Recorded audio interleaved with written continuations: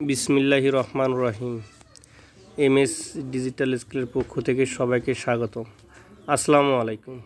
আজকে আমি ছোট্ট একটু ভিডিও নিয়ে কথা বলবো, সেটা হচ্ছে স্কেল ম্যানেজ সিস্টেম সফটওয়্যার কীভাবে অপারেটিং করতে হয় এই বিষয়ে।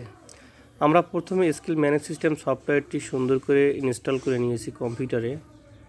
আর যে কম্পিউটারে আমরা স্কেল ম্যানেজ সিস্টেম সফটওয়্যারটি ইনস্টল করব, অবশ্যই ওই কম্পিউটারে উইন্ডোজ 10 অথবা উইন্ডোজ 7 সফটওয়্যারটি দিলে উইন্ডোজটা দিলে ভালো হয় আর কি।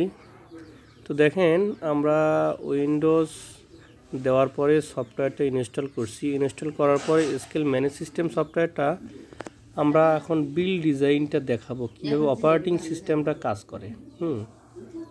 তো প্রথমে আগে আমাদের DS3, DS1, DS8-এর সঙ্গে আমাদের যে কমিউনিকেশন পোর্ট আছে, আমাদের কমিউনিকেশন পোর্টগুলো ভালো করে লাগাইতে হবে। লাগানোর পরে আমরা সফটওয়্যার নিয়ে কাজ করতে পারবো।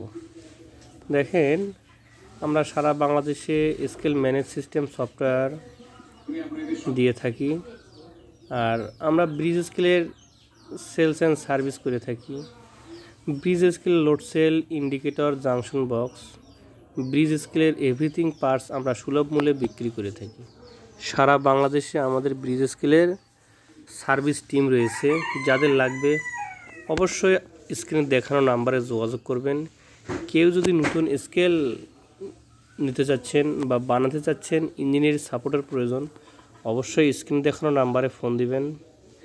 আর সর্বোপরি বলবো, ব্রিজ স্কেলের ওভারঅল যে কোনো বিষয় জানার জন্যে স্ক্রিনে দেখানো নাম্বারে যোগাযোগ করবেন।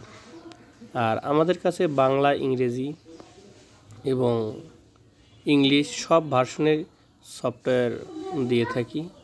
যাদের লাগবে অবশ্যই যোগাযোগ করবেন।